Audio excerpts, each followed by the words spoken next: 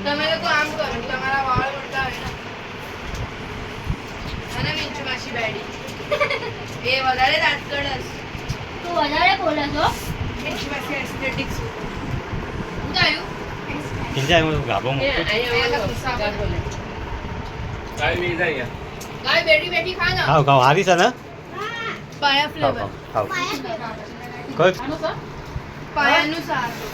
ઠંડુ પીવું તો ઠંડુ વેફર ખાવા તો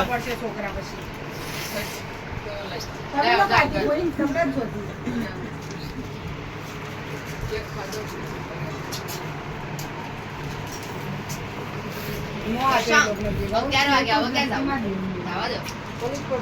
ના